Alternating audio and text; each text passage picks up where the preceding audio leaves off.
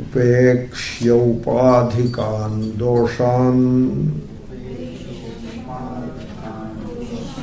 Gruhyante vishayayatha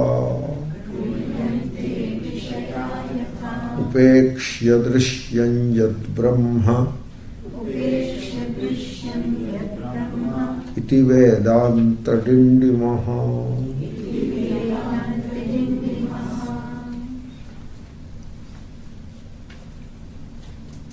There is a thing called upadhi. And this you should recognize the upadhi. And the upadhi is always associated with a few attributes, which are always in the form of opposites. Dharma, dharma. They belong to the upadhi. Male, female. Opposites belong to the upadhi. Tall, short. A pair of opposites belong to the upadhi. And so, both are dosha. Dosha is a blemish. Normally it is a blemish. But for a pure thing, suppose a pure thing is there, anything, very pure, and now bad smelling thing is added to it, that is a blemish. Some scent is added, that is also a blemish. So both are blemish. That is how the word dosha has to be understood. So Atma is not having either punya or papa. Both it doesn't have. Both are blemish only for Atma. Because punya means, again, that will give birth in a body deserving of punya. And then papa. Both are always together. Both are a blemish to the Atma. Both belong to upadhi, not to the Atma. So that is how the word upadhi has to be understood. In fact, the word is a simple word, but you should pay attention properly and see that properly, correctly. Upa-adhi. Upa, it is close. And as it is close, it seems to impart its qualities to the reality. Adhiyante. Upa. So, like mind. Mind is like a mirror. Mirror reflects the light. Mirror is not luminous. It is not a luminous thing. It is opaque. Mirror is opaque. In a dark room, there is a mirror, it won't shine. But it appears to be shining because there is always some small amount of light. And it reflects in the mirror. And therefore mirror appears to be shining. It is not luminous. It is opaque as anything else. Whereas a pot is opaque, but it doesn't reflect light. Mirror is opaque, but reflects light. That is the beauty of mirror. Similarly, mind is opaque. Mind is jada, insentient. It doesn't shine by itself. Here shining is knowing. A different kind of shining it is. A different kind of light. You say this is a light. One kind of light. But then there is a light in you which sees this light. Right? Now that light in you is no more like a light like this. An expression. Light is only an expression. And its physical meaning, you drop it. You leave it behind while saying the light within. You should not think that there is light within is like light without. People are like that. They are ready to think like that. When you say light within, he thinks that there is a red light in the stomach and a blue light in the heart and a yellow light in the eyebrows. Problem. There are no lights or any such thing. We are not talking of any light going up or coming down. The moment you say light within, it is an expression, metaphorical expression. It is not a physical light anymore.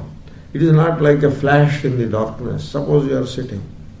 It is all darkness. Now there is a flash. Oh, that is the light? No. Then what light it is?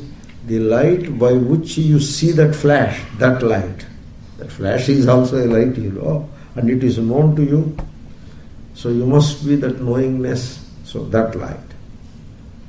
So, anyway, so mind is not light by itself.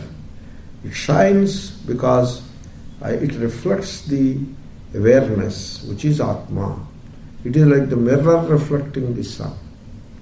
Atma. Atma is space-like, and it reflects in the mind. Space reflects everywhere. Space reflects in a pot. Space reflects in a room, in a hall. Space reflects. That's why it is called hall space, or room space, pot space, needle space. Space reflects in the needle. Needle is small, not space. Space is not small. No, needle space is small. No, needle space, you should not say like that. You may say, but the space reflected in the needle is not small. The needle is small, and therefore the space reflected in the needle appears small. That is the upadhi. So needle is the upadhi for space. Pot is the upadhi for space. Mind is the upadhi for Atma. The pure awareness, which is the Atma, mind is the upadhi. You should know that the pot, its attributes, do not apply to the space. Suppose pot is beautiful. You cannot say pot space is beautiful. Pot is ugly. You cannot say pot space is ugly. There is nothing like beautiful or ugly. The descriptions do not apply to space. Sometimes the descriptions may not be secular. They may be religious descriptions. Like a pot contains half filled with the water of Ganga, and another pot is half filled with country liquor, India. Country, you don't know country liquor here, I think so. So in India we have what is called country liquor. So that is there in the pot, half filled. Now the Ganga water pot is sacred. The country liquor pot is defiled. It is impure. And then the air, the atmosphere inside the Ganga liquor pot, the contents of the one pot, they are pure, they are sacred. The other content is bad. Then the atmosphere, the air in the Ganga water pot is again pure and sacred. The air in the liquor pot is impure and defiled, but not space.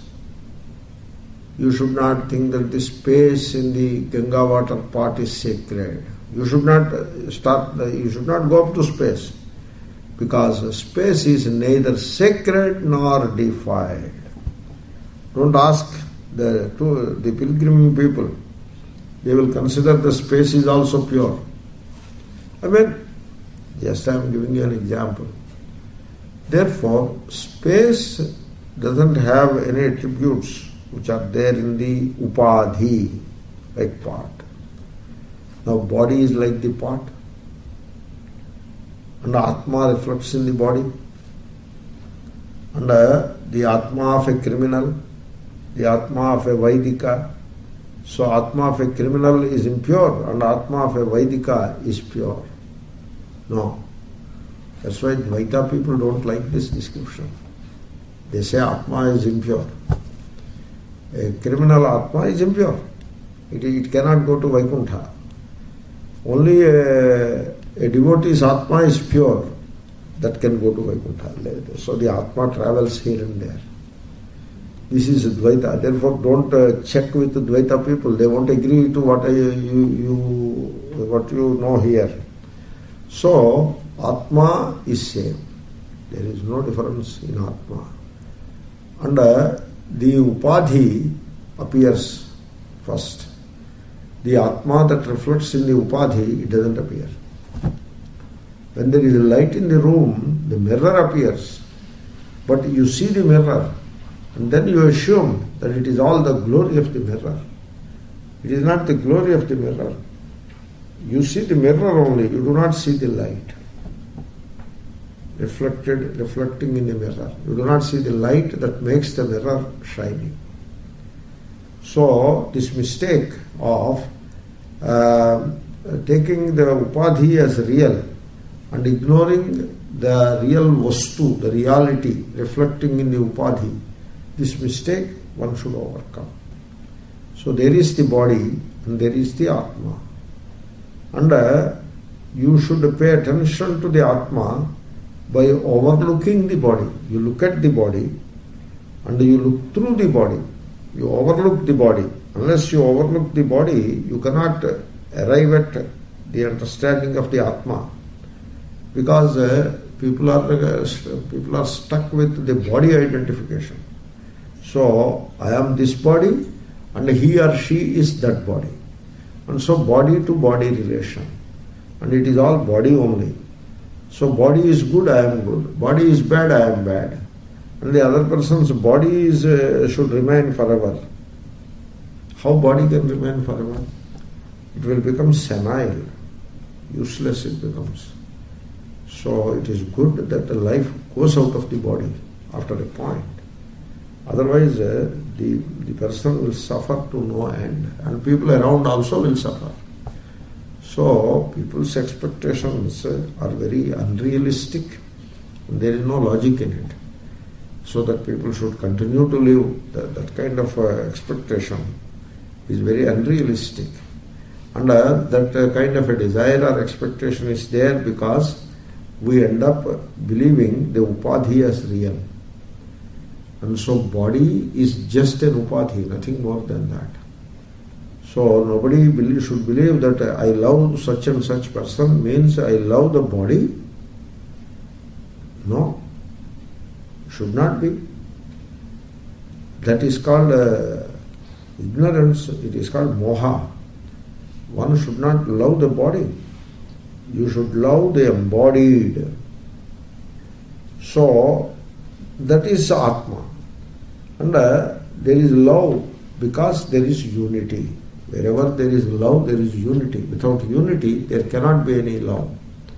Anyway, so here Shankara says, whenever you look at a thing, see the Upadhi, but don't get stuck at the level of the Upadhi. You see through the Upadhi. A beautiful example for this comes from Gita. You know very well the verse. Vidyavinaya sampanne brahmane gavi hastini shunichaiva shvapakecha pandita samadarshinaha. Here stands a great scholar, Veda scholar, a brahmana, and then a cow, an elephant, a donkey, or a street dog. Dog means a street dog only. In India, dog means a street dog, not any other dog. Nowadays things are changing, I suppose. But here dog doesn't mean street dog. Here dog means something else.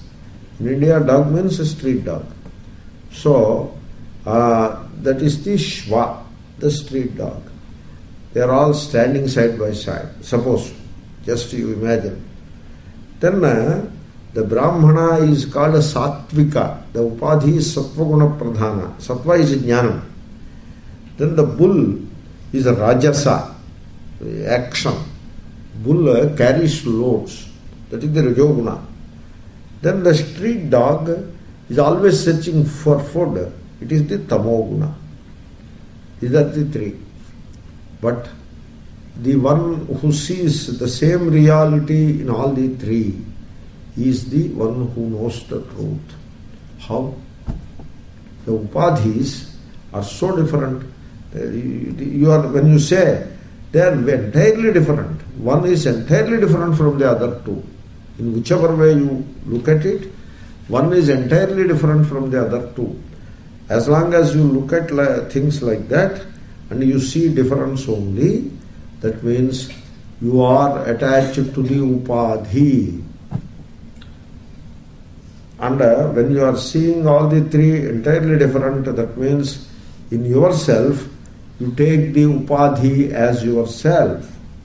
You take yourself to be the upadhi, and hence you take others also as upadhis, and hence you say, this is different from the other two. Even a Vaidika,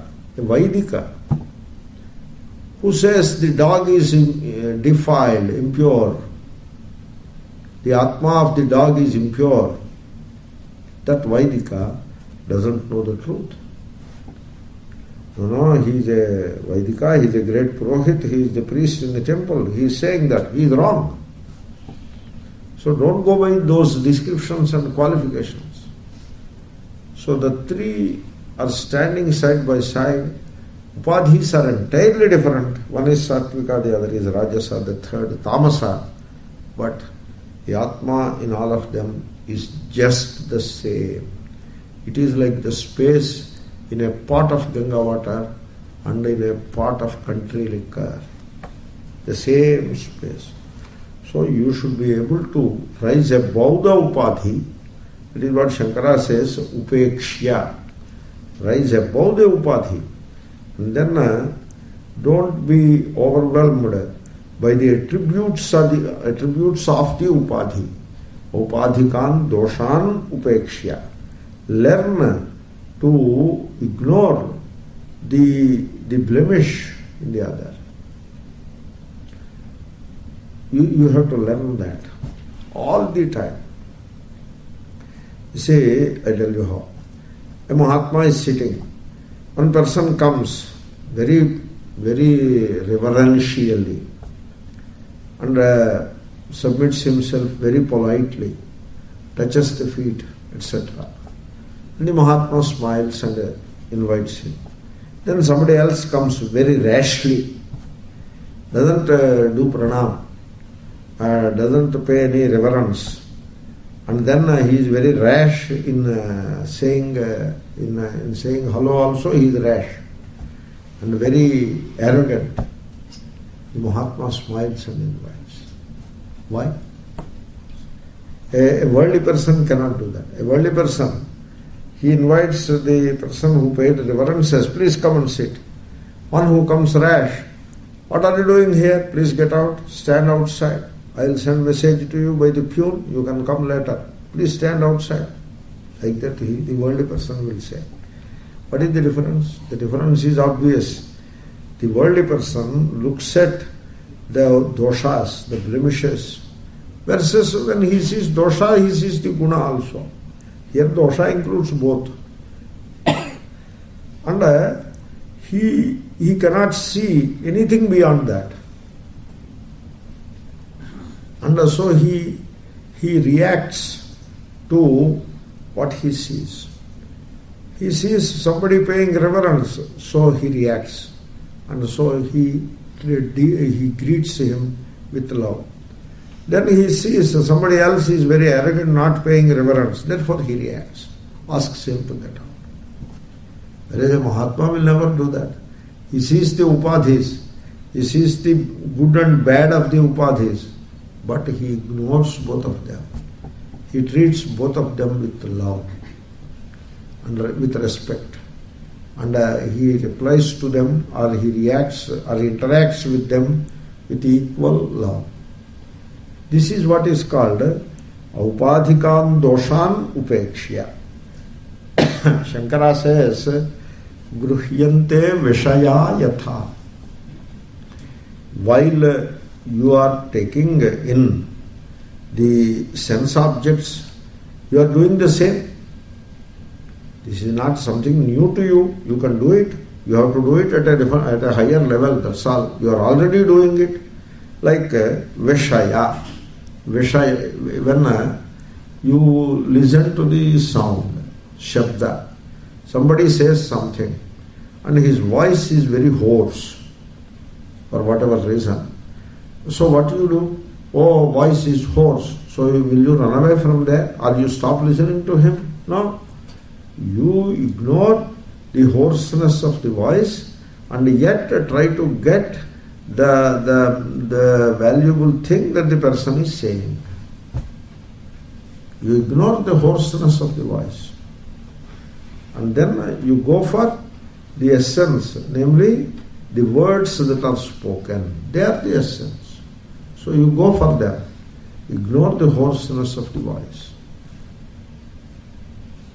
That is what you are doing anyway.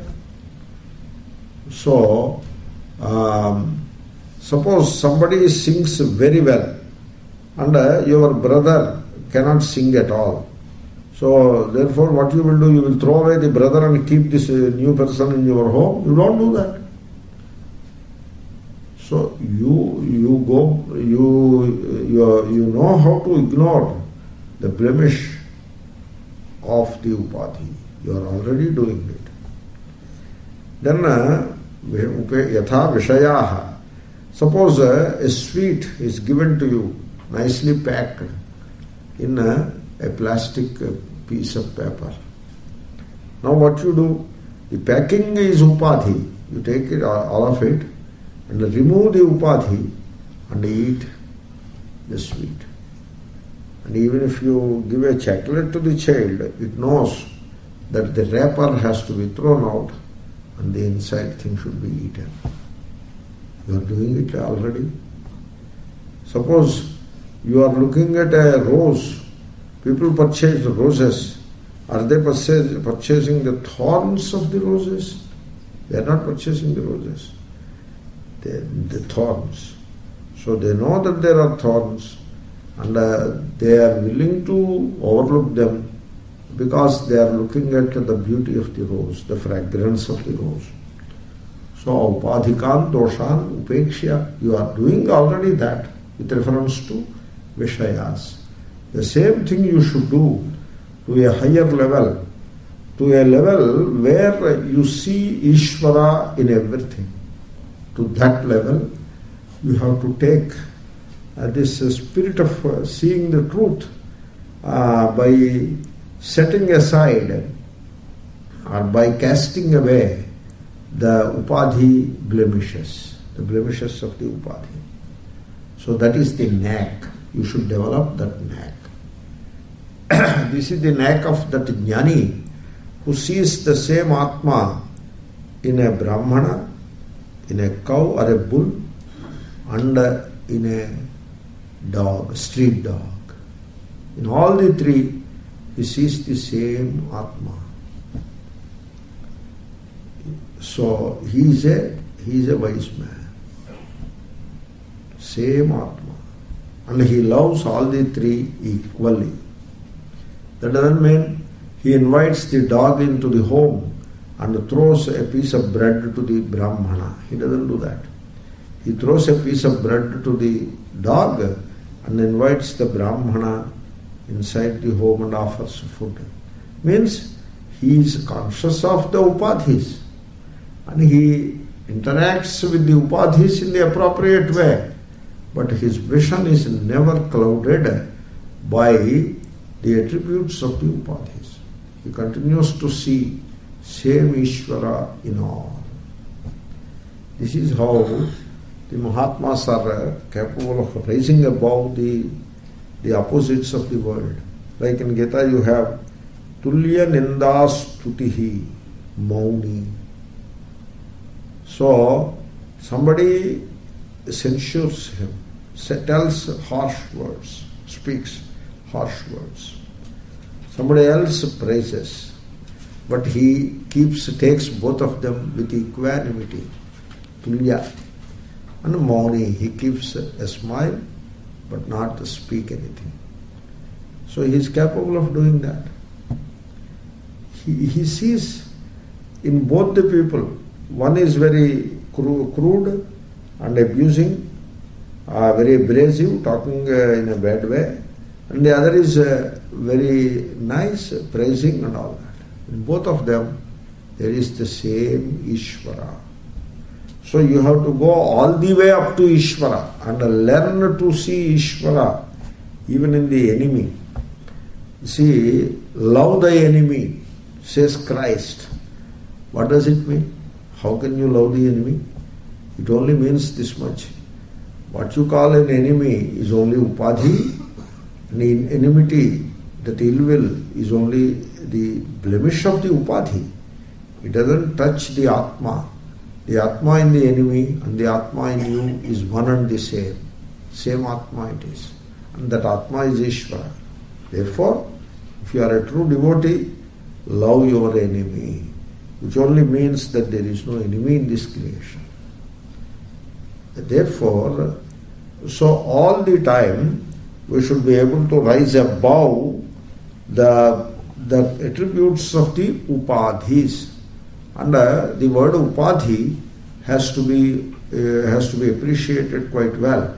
And then you have to hold on to the upadhi. Don't give up that word. Body. The moment you think of the body, you think of it as an upadhi. It is not me. It is upadhi. Body is upadhi. Suppose there is some illness to the body. Okay, we will take care of it. We will go to the doctor and take care of it. It is the upadhi. And so you have to understand it that way only. Shri Ramakrishna told, when you live in a rented home, you pay rent. Every month you have to pay rent. Paying rent means what? Very hard-earned money. You give it up. You give away. That is how you pay rent. Similarly, this body is a rented house and you have to pay the rent. And what is the rent? Occasional pain and illness and medicine, that is the rent. So you pay it. Don't complain. That is what he says. So you have to look at the body as an upadhi. Suppose somebody says, I am Brahmana, therefore superior. That means what? He has not understood the body as an upadhi. He is taking the attributes of the body to be real and also those attributes as his own attributes. Which is wrong. Because attributes are unreal, they are not real. They are unreal and also they do not apply to the Atma. Even when they appear, the attributes, even when they appear, they do not apply to Atma. So you are unable to see all that. And therefore, the upadhi, you identify with the upadhi. It is the greatest mistake. It is a very calamitous mistake, very dangerous mistake to identify with the upadhi. Body is upadhi. Some good points of the body, you should not identify with them. The bad points of the body, you should not identify with them. Body is upadhi. Then mind. You should learn to see mind as upadhi. Mind is upadhi. Suppose somebody is very misbehaving or very harsh person, very abrasive person, doesn't behave properly. Then you have to say, or you have to see, oh, it is the mind. It is the mind. Upadhi. It is the mind. And suppose in your mind some movement is there. And sometimes a good thought, sometimes a bad thought. You should not get disturbed by all that. You have to say, smile and ignore it. It is upadhi. The mind has its own vasanas. You see, mind is like a water puddle, a stagnant, murky water puddle. That is what mind is like. So, in this water puddle, underneath the water, many organic leaves, etc., they are settled there. They are all putrefying. They are disintegrating. And occasionally, some methane gas, etc., will be coming up like a bubble. So, mind is like that. All kinds of vasanas, like old leaves are under the water. So, all these vasanas are sitting inside. They are disintegrating. They are slowly reacting there. And occasionally some bad smelling bubble of gas comes out in the water puddle, the same way some thoughts come out. You are not the upadhi. You are not your mind. So what is the worry? And one more thing, this bad gas, bad smelling gas which is coming from underneath that water puddle, it is coming. In fact, it is not coming, it is going. That is very comforting. It is not coming, it is going. We say it is coming, but it is going. And similarly, these bad thoughts, if they come, they are not coming, they are going. Let them go. You don't hold on to them. If you hold on to them in whatever way, then they stay. Just let them go. It is upadhi, not you. Upeksha. And when you learn to ignore the mind, which is your own mind as an upadhi, and abide in that pure being, when you learn to do that, and when the other person is misbehaving or he is doing something wrong at you, then also you will be able to overlook the blemish of the upadhi. You can't do that. So, you see, sometimes what happens, one is able to overcome the upadhi and its blemish, the other is not able to do that. We see such a situation. I will tell you an anecdote. There was a Mahatma. His name is Vasudeva. And in the morning time, in the village, at 7:38, he is teaching some Vedanta text to 5 or 6 or 10 students. They are sitting there and he is teaching. On the platform outside the house, in the open they teach, there is the road, there is the house, there is a small platform-like thing outside the house, and on that he sits and teaches. And these 10 people are sitting there and listening to him. Then from the distance, an old woman of the village, very old woman, she got annoyed for whatever reason, and she understood, she believed that this Vasudeva is the culprit, and Vasudeva has done some harm to her. That is what she believed. Or maybe he did something which has hurt her interest, whatever reason. So, this old-fashioned old woman, and from the village also, she doesn't know the civilized way of dealing. And so she started shouting at him, "Arey Vasudeva, what do you think of yourself? I will show you some manners, I will teach you." Like that she was shouting from the distance. And she is coming. She is gesticulating and coming to have a word with this Vasudeva. Very angrily she is coming. Vasudeva is teaching. But the students who are sitting there, they listened to what all she is saying because they are able to hear what she is saying. Then one of this Vasudeva is continuing his teaching. He is nicely describing some verse of the Vedanta text. One of the students should not control his anger. He got up. "Guru Maharaj, she is abusing you." That old woman, she is coming. She is abusing. Then Vasudeva told, "How do you know that she is abusing me?" No, you look at her, she is gesticulating and very harshly she is abusing. "How do you know she is abusing me? She may be abusing somebody else. Sit down."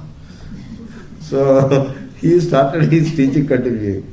Then she came nearer and she is saying, "Arey Vasudeva, I will show you," like that. Then he got up again. "She says Vasudeva, she is abusing you." Then he told her, "There are many Vasudevas in the world. It may not be me only. How do you know? Sit down." So he sat down. And so the teaching is continuing. She came near. She heard this. "Arey Vasudeva, I am telling you only. Why do you say there are many Vasudevas? I am not concerned about many Vasudevas. I am talking about you, the Vasudeva." She came very near. Then he asked her, "Even then, you are not saying anything against me?"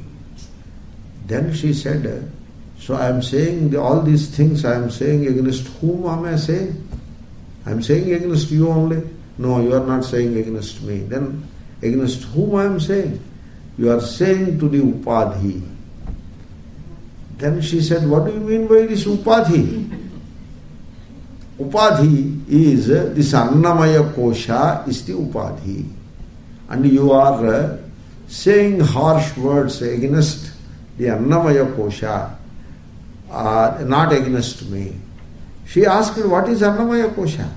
The physical body is the Annamaya Kosha. Yeah, true. I am saying against the physical body, that is you, the Vasudeva. No, I am not the physical body. I am not Annamaya Kosha. Then what are you? Who are you? He said, you sit in the class, I will tell you. So she sat in the class. That's it. Therefore, upadhikal doshal upeksha. So he sees in himself that he is not the body. He is not the mind. He sees it. And therefore, he sees the same Atma in that old woman. He doesn't see her as an adversary. He sees the same Atma because he is able to overcome the upadhi doshas. So Shankara says, this idea of reaching out of the upadhi doshas, people already know it. They already do it with reference to Vishayas, Shabdadi Vishaya. So Shabda Sparsha Rupa Rasa Gandha, Shabdadi Vishaya, there you remove the upadhi and hold on to the vastu. When a mango fruit is given, you remove the outer cover and hold on to the tasty stuff inside, and that you partake of. Outer cover you reject.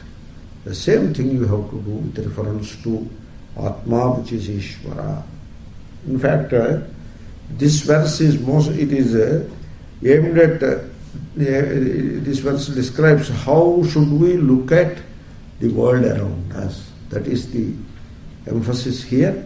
So he says, Upekshya Drishyam Yad Brahma, so Gruhyate, that Gruhyante, for plural Gruhyante, so here it is singular, therefore you have to change it as Gruhyate. So you are looking at the world. This is called Brahma Sarga Viveka. It is always Viveka. Everywhere the emphasis is on Viveka. Like you look at yourself. So Atma, Anatma, Viveka should be in place. So Deha, body is Upadhi, Anatma. Mind, Upadhi, Anatma. The watchful being in you, that is the Atma.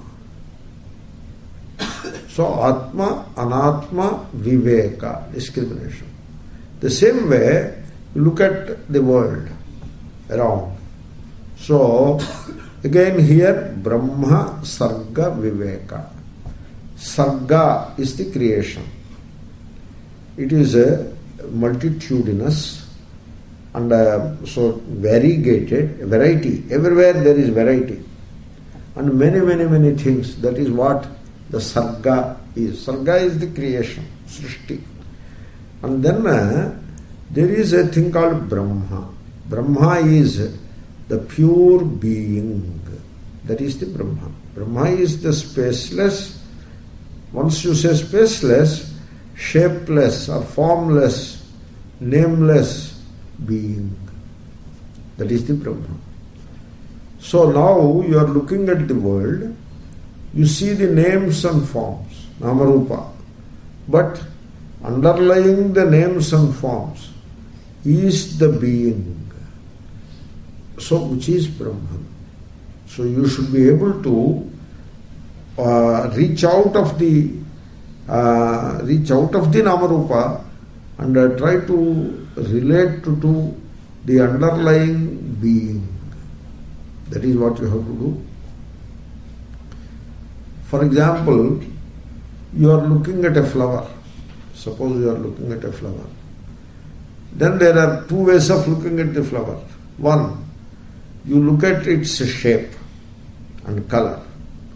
And so now you are focused on its shape and color. Once the focus is on the shape and color, which are the attributes, then immediately the name rushes in. Because shape and color is the rupa and the name is nama. Once the rupa is in place, nama will be there invariably. You cannot separate the two. Therefore, you are looking at the rose. So you are looking at the rose means, what do you mean by rose? You are looking at a very ready, particular shape. That is what you are looking at, right? Why do you say rose? So, that thing doesn't say, I am rose, right? It doesn't say, I am rose. The eyes do not say, oh, it is rose. The eyes do not say. Eyes cannot cognize a rose. Eyes can only cognize a shape and a color. That is all the eyes do. Then this rose, where from you get this rose? It comes from the mind, your mind. And then it is coming from the mind means, coming from where? Where in the mind? Is it coming from the present of the mind or past of the mind? Past. So when you say this is a rose, so what you have in that statement, this is a rose, in that statement, a rose is from the past, from the memory, and hence it is from the past. This is the present. A rose is the past. You know what Mahatma told, present ko past se maar diya. That is what he told. Means you have killed the present with the past. Are you able to follow that? This is a rose. A rose is the past, a name, coming from the memory of the mind. Same as saying coming from the mind, because mind is memory only, there is no other mind. Mind means memory. All vasanas or samskaras, whatever name you give to them, that is the mind. And therefore this rose is an idea. Rose is nothing but an idea, a name. The idea is also called a name. And the only thing that you can say in your favor is that what I have done, everybody else is doing. That is the only thing that is there in your favor. So a democracy is in your favor. Everybody else calls it rose. And therefore I am calling it rose. Therefore I am right. That is all you can say. But suppose I say, everybody calling it rose may not be the truth. The truth may be different. Everybody may be mistaken. And so you want to join that group of people who make a mistake. Is that your argument? What kind of argument it is? Sometimes the truth is known to only one person in the entire humanity. Entire humanity takes it wrong, but only one person knows it right. So he becomes false and they become right. Galileo knew that earth is going around the sun. But the entire world, except a few people in the east they knew it, some of them. So everybody else, the entire society thought that the sun is going around the earth. Therefore Galileo is wrong? No. Therefore, when you say this is a rose, because the entire society calls it a rose, that doesn't become a truth. That doesn't become the truth. In fact, where is the truth in the name and form a rose? There is no truth in that. A rose is coming from the past.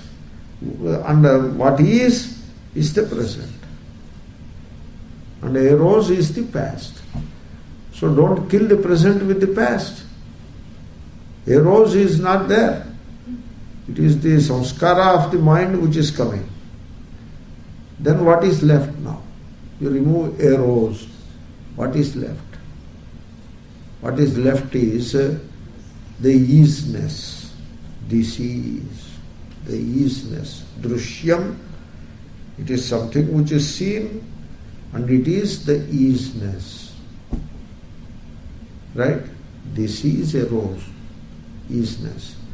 Now, this is how I argued, but you can practice it also. How to practice it? This practice you can try. You can start with people. You look at people, learn with people. That is how you start. Then you come to rose and other things. First with people. Look at people without involving the mind.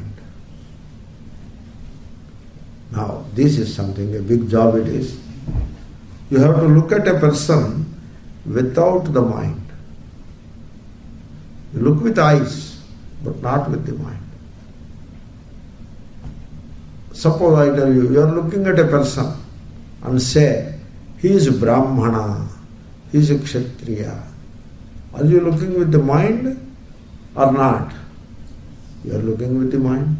Don't look with the mind. Look with eyes, don't look with the mind. You are looking at a person, he is old, he is young. Now you are looking with the mind. Don't look with the mind. You are looking at a person, he is friend, he is enemy, foe. That is the mind. Suspend the mind. And now he is male, female. That is again mind. Suspend the mind. It is difficult to do that.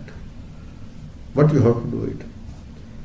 Initially, the mind refuses to fall in line. It wants to categorize people. Because mind is accustomed to categorizing people. It has to put in a category, into a category. Like the mind is like this postman, he has a big box, the sorting person. He has a bundle of letters and a box.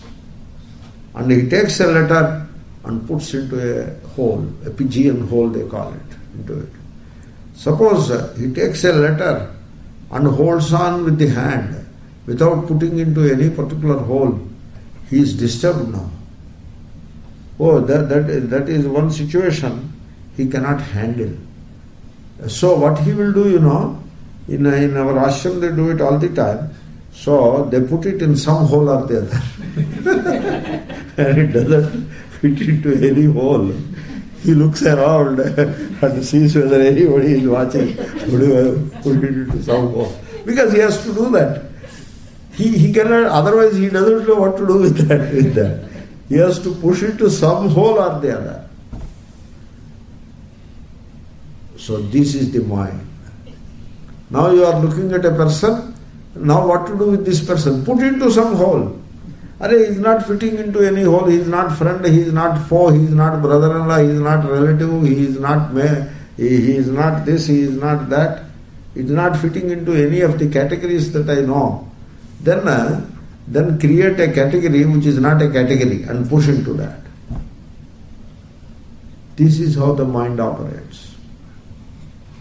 Now, there is a knack of doing it. Initially, stop this categorization. This is called judging and categorizing people. Stop it. For God's sake, don't do it.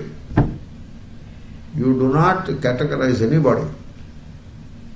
Because you do not even judge anybody. That attitude of judging anybody, everybody, you drop it. You are free. You have now become free, like space. No hang-ups. Like space. So look at everybody with the freedom, with the space-like thinking, space-like vision. Look at everybody without judging anybody. You do not look at old people, you do not look at young people. You look at people, that's all.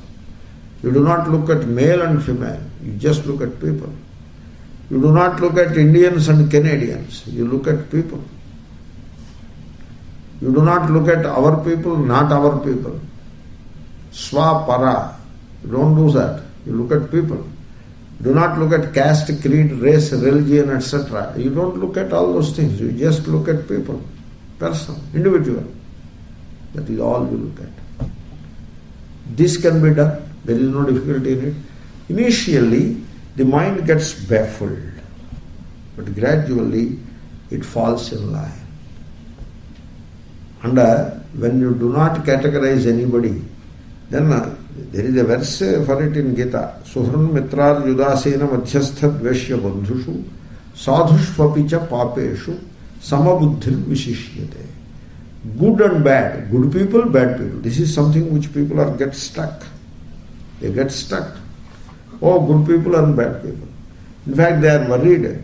What should we do now against these bad people? Why do you sit quiet? These bad people, you have to do something about them. People are concerned about that. They have to do something against the bad people. And then they have to do something for the good people. So I ask, why do you divide people like that? Don't divide. No, they are there. They are not there. Your mind is divided and you are not able to overcome the division. That is the problem. Nobody is good, nobody is bad. It is your mind which divides. So stop dividing. Sadhushvapicha papeshu samabuddhihi.